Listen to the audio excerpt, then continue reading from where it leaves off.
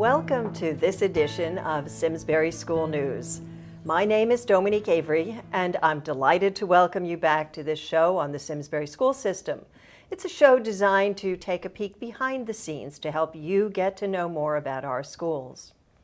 After a summer break, the school system is already preparing for the new school year. Later on in the show, we're going to meet two of the system's newest administrators, the new principal of Tootin Hills, Kevin CAZZETTA, and the new Henry James assistant principal, Jeff Pinney. I knew I was going to get it wrong. But first, I want to welcome back Superintendent of Schools Matt Curtis to talk with him about his goals for the school year. It's great to be here. Welcome, Thank Matt. you for having me back. I'm so glad you're back with us. I think this is the start of your third year, the start of the 2013 school year.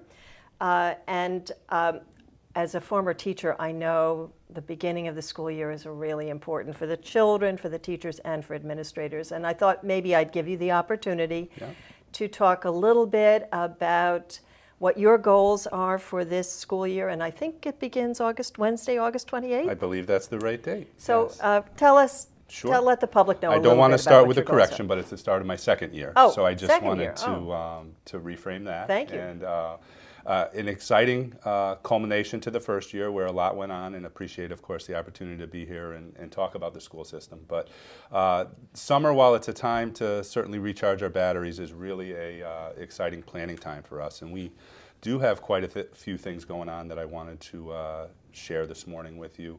One is to follow up on a topic we talked about last year, which I think is important to the overall community because it's a topic that comes up in our budgeting process, and that's the decline in enrollment and student enrollment that we've seen over the course of the past 5 years.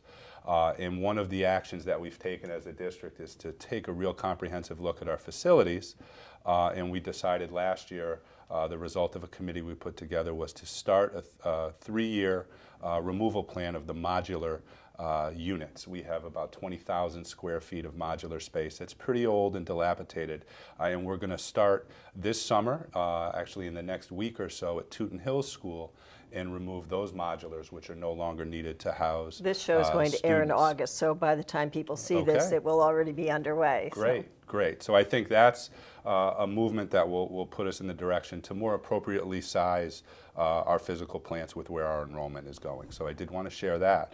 But as we move into the school year and I prepare for convocation with our staff, as well as to communicate with our parents, I think it's an exciting time. We work under a process of what we call continuous improvement and goal setting as an organization. And that time has come for us to relook at our new set of Board of Education goals. So we're going to be engaging in really a systemic process to take a look at our district vision, revamp that a little bit, take a look at new Board of Education goals, and make sure, in lieu of all the change that we talk about in education right now, that we really focus on a small set of priorities that we would call high leverage priorities that we do well to really enhance the overall achievement of our school system. So I'm really looking forward to that process because we'll engage community members, we'll engage staff, administration, and really building on some of the very successful things we already have. And move into the future. Let me interrupt you for a second. Sure. Simsbury is an excellent school system. Yes. You're talking about ways, how do you as a superintendent keep that going? How do you not let everybody sort of slack off? Yeah. Is it, Well, I think there's multiple factors that have, over time, have made us a great school system, and I think the expectations of our community members, of our parents, namely, and our staff members, won't let those expectations slip. And I think we're aware of that. We operate under that realization.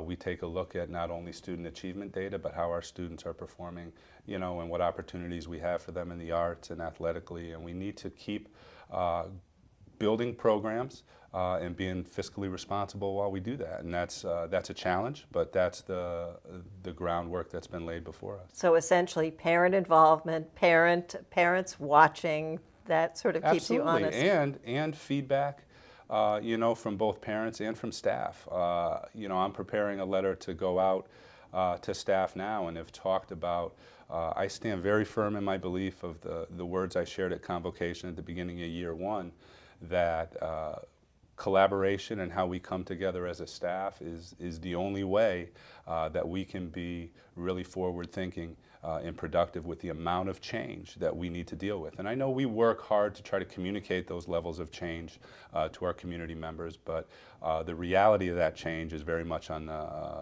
the doorstep for our teachers. So you, as a fairly new superintendent, starting your second year, thanks for correcting me, your philosophy is that you listen to teachers then too. I think it's vitally important. You know, we talk a lot about coherence in education, that we have a structure where we set up, where we have Board of Education goals. They're aligned with building goals and teachers set goals. We're starting to change the conversation a little bit now and say that that's alignment. Coherence is if the teachers really buy in and believe in what those concepts are all about. And I think going back and listening and have our principals within their buildings really talk to teachers about the challenges they face, about the things that are working, really helps us to shape best practice. We call that within our district working within professional learning communities and shaping that culture. And for me, that's vital. That's vital to allow us to be productive and open lines of communication. Matt, there are so many things that we can talk about, and I'm hoping that you'll come back with us, but I sort of want to take a break now because I want to give the community a chance to get to know some of our newest administrators, Kevin CAZZETTA and Jeff PINNEY. And we're going to take a break and let Matt leave and bring them back, and we'll be back to meet them in just a minute.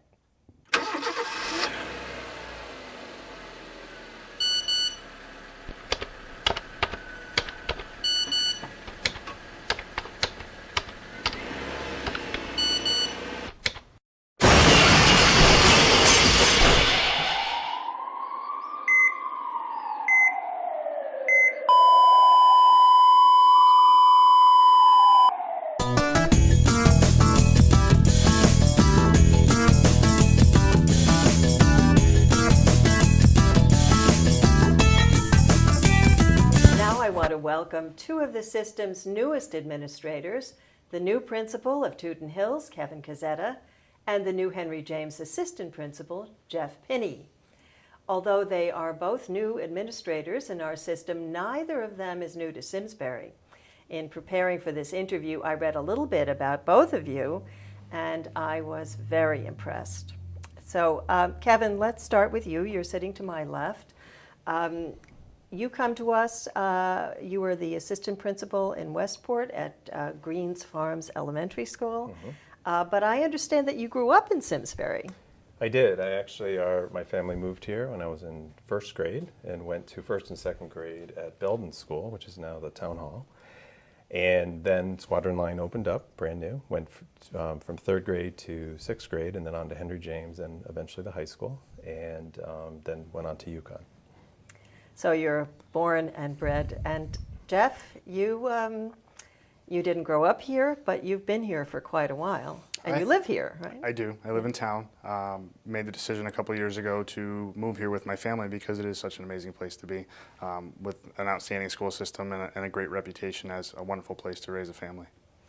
So, Kevin, tell me a little bit about, now you told me where you went to school. You actually taught in the system too. Tell me where you started. I know you started at Tootin Hills. I just found out that Kevin was my daughter's, was a student teacher in my daughter's sixth grade class or fifth grade class. Mm-hmm. So I'm very excited. So tell me a little bit about where you've been in the system as a teacher. Okay, after working in business for a little bit, I went back to get my teaching degree at about age 28 and ended up student teaching at Tootin Hills School in around April of 1992. And that's where I met Carola, your daughter. And after that experience, I subbed for a couple years and eventually landed a math enrichment job in the district. That was my first opportunity for teaching, which was at Terriffill and at Tootin again. And then the following year, I landed a fifth grade position at Squadron Line School, which I spent pretty much the majority of my teaching career. So you taught fifth and sixth grade at Squadron? I taught fifth for the majority, sixth for 1 year, and then a resource specialist job opened up at Squadron and at Central School, and I did that for 2 years. And while I was doing that, I was getting my my administrative degree. And that really was a great opportunity because working at both of those schools and the experiences that I had, I really was able to gain some leadership experience and some practical experience for being an assistant principal. And that led to me applying for the job as assistant principal at Greens Farms.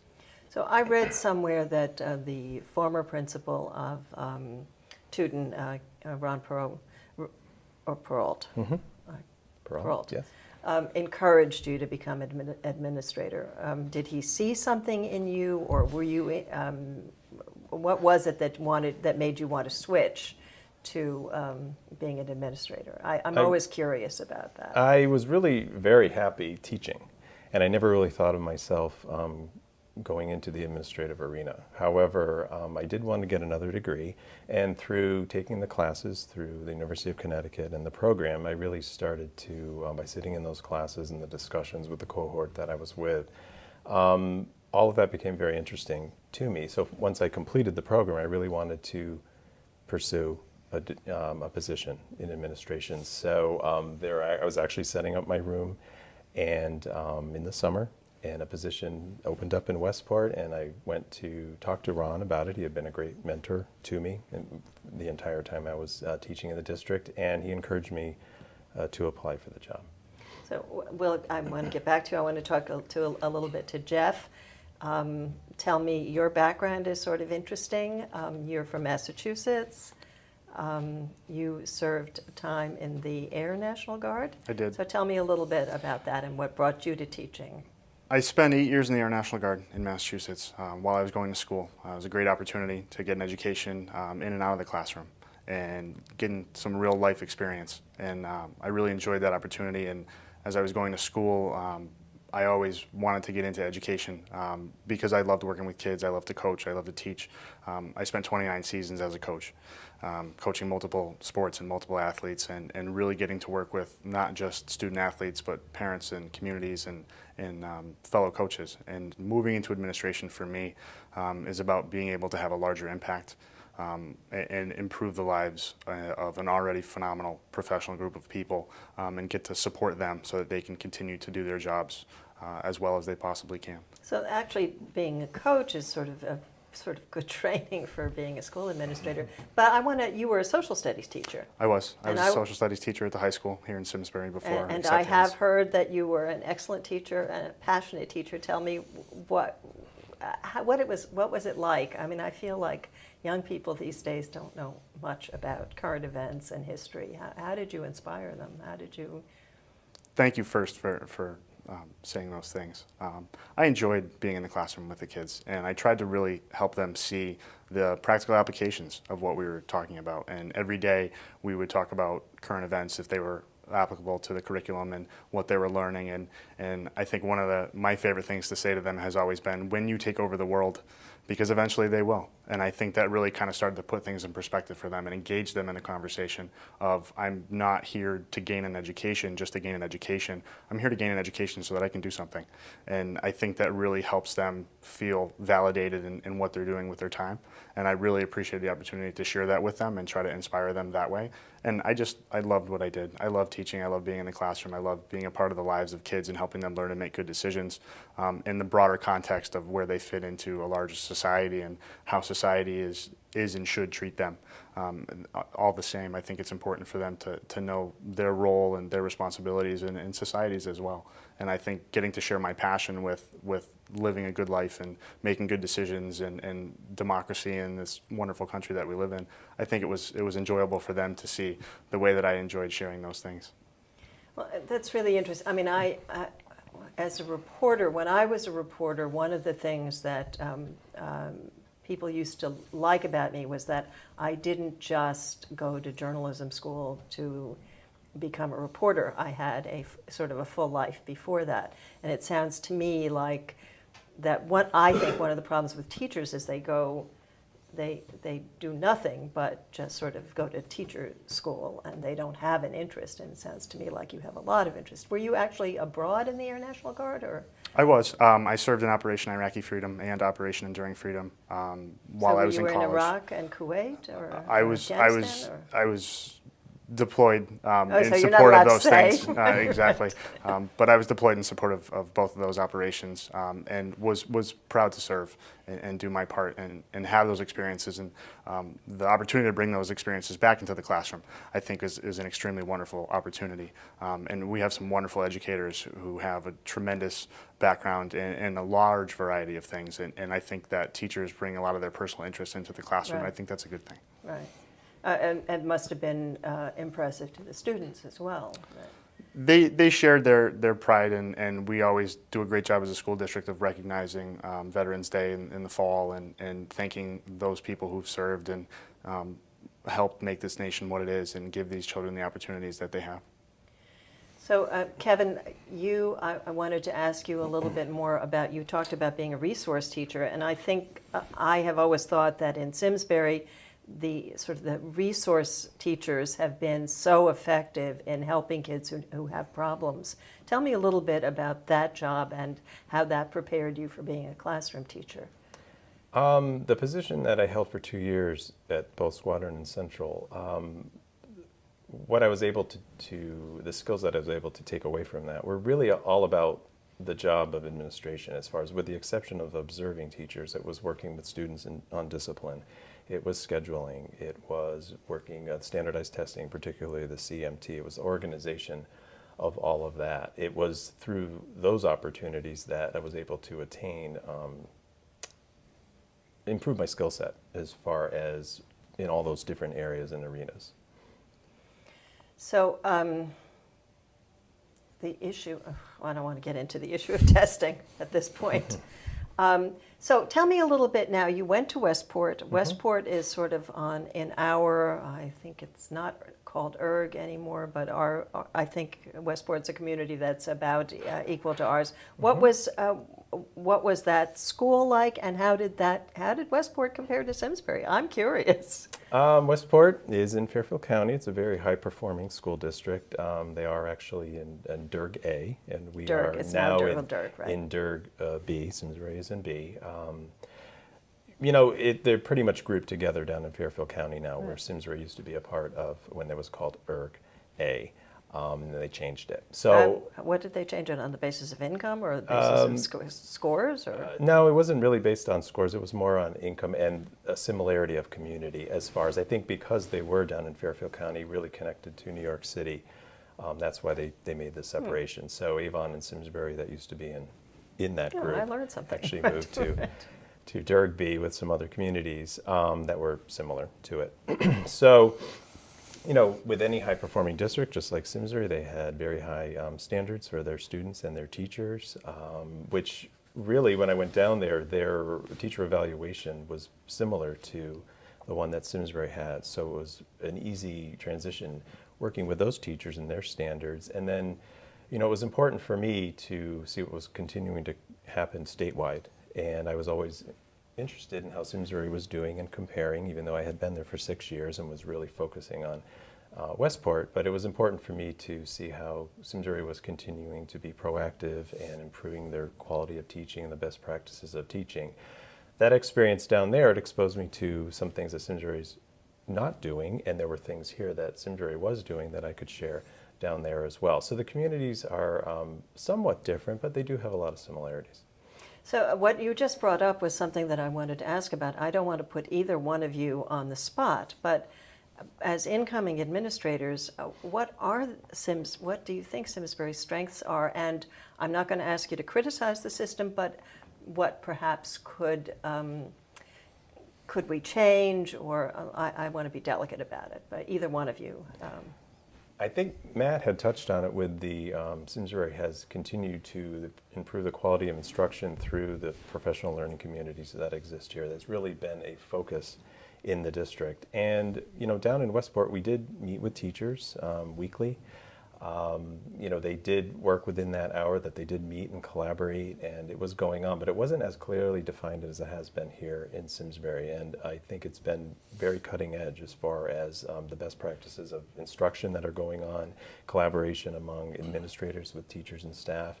And that was very appealing, and one of the reasons I did want to come back to the community because of the strength of that. And it's just going to continue to look at student growth and data to improve instruction, and I think that's a very positive thing for the community. Jeff?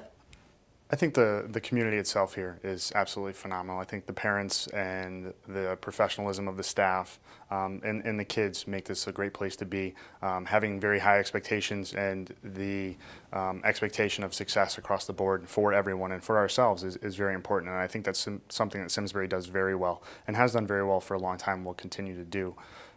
I think that, speaking to what Kevin said, that utilizing the opportunities that we have to work with each other is something that is definitely a priority for Simsbury Public Schools, and it's something that has gone well in the past and will continue to be improved in the future. So neither of you see any problems in the system? Or not for that me, you want to say publicly? I stepped away for 6 years, so now it's really coming back and acclimating back. I think there's always areas in need of improvement. To focus on one specifically right now for me, I'm sure they're there, but I haven't seen them yet. I think that trust is something important that the people in this community have, and to be honest, I trusted this community enough to move my family here and want to raise my children here, and that for me is enough. Jeff, you're going to be going to a middle school. Mm-hmm. Middle school is traditionally extremely difficult for kids. It's a very difficult time in their lives. What is it that you think you are going to be able to bring to Henry James to help? And we've talked about your coaching. I think that's going to be a very big help. But tell me a little bit, in your interview, what did you tell the interviewers on the board? And I imagine you talked to the board. Quite a bit. I think that the coaching aspect of my background is very important. I believe that communication is significant regardless of the situation, and that if you can get to the same level where you can communicate appropriately with anyone in the school district, children, parents, fellow teachers, administrators, I think that you can be successful in coming and finding common ground and moving those people and yourself towards common goals, which we are great about setting. I think that my coaching experience and the ability to work with people on the level that they're at and help them see and understand the vision that we and the Board of Education set for us moving forward is significant and it's important. I believe that my diverse background, both in and out of the classroom, is important. And to be honest, I think being a classroom teacher is significant, and that's something that I really hope to hang on to, is what is the day-to-day life of the student, the parent, the classroom teacher, and how do those things get impacted by the decisions that we as administrators make. I think that all of those things together will help me be successful at Henry James. So one of the things that one of the only criticisms I ever hear about the Simsbury school systems is the number of administrators. I know that there's a principal at Tootin Hills, but you are now an assistant principal at Henry James. What does an assistant principal do? And for parents or community people who don't understand, why do we need an assistant principal as well? What will you be doing? A significant amount, actually. Things from creating the master schedule to helping students get placed on the correct teams with the correct teachers, meetings for special education and making sure students are being given the support that they're supposed to be given by state law. I will be handling all discipline, grades 7 and 8, talking to parents on a regular basis, and if anybody has a question about the things that we do, I welcome them to spend some time with me, or they're welcome to get up with me at 4:30 and walk out of the building at the end of the day at 7:30, and they'll see that we really do put in a lot of time and effort to doing things well and doing them for the betterment of the families and the people that we serve. Yeah, I actually understand that, but I know a lot of people in the community, and this show airs on basically on two channels. One is sort of the general channel for everybody, people who don't have children, and also on the education channel where you assume parents know quite a bit. But they do wonder, why do we need an assistant principal? So discipline. Discipline for basically junior, middle school students. How bad do the problems get? In Simsbury, to be honest, they're not very prevalent. There are issues, obviously, and to be centered on teachable moments, we call them. And it's about helping kids learn to make good decisions. It's never about consequences for decisions. It's always about helping people learn to make the right decisions in the future. And this is the time for them to learn those things. So I don't want to get into the whole issue of character building and bullying, but that is something that faces both of you. In Simsbury, I know, has been spending considerable time. Kevin, how did Westport deal with it and with the whole issue of bullying? Well, I think you have to have a plan in place, and it has to be followed through. There has to be a lot of communication that goes on between the parents, the child, the teacher. Whatever adult they come into contact with the building, it's important for every child to understand that every adult in the building is as important as their classroom teacher, and they respect them. And like Jeff said, when a student comes down for discipline to talk about something that they've done, is really working on improving their behavior as a whole so that they can grow and these behaviors don't continue to happen. Bullying can occur. There are different types of bullying that does occur, and it's our job as administrators to investigate that thoroughly, to make sure that we cover all our bases, to talk to all the parties involved, and communicate all the information to everyone that's involved as well. I think it's also about creating a positive school environment. Everyone is there for the betterment of everyone that's there. And I think that parents and students and teachers and staff alike all feel that what we want to do is in the best interest of everybody. And part of that is creating an environment where people are comfortable, are safe, and are there to learn and to better themselves. And that's part of what we do in response to any of those situations. Well, it's been delightful talking to you both. I think Simsbury is very fortunate to have two young men who are as intelligent and thoughtful as the two of you are, and I hope, I wish you good luck and welcome to the school system. And we've run out of time. I'd like to thank everyone here at SCTV behind the scenes for their help in getting the show on the air. Althea Greeny, the director, Phil Cushan and Max Horton on camera, and thanks especially to my guest Matt Curtis, who's left us, Kevin Cazzetta, and to the new Henry James assistant principal, Jeff Pinney. I hope everyone has a wonderful school year, and finally thank all of you for joining us, and catch us next in September when we're going to welcome Dane Street, who is beginning his second year as athletic director, and then in October we're going to be once again talking about Henry James, but this time more in depth with the principal as well. So thank you and goodbye. Thank you. Thank you, Don. Thank you.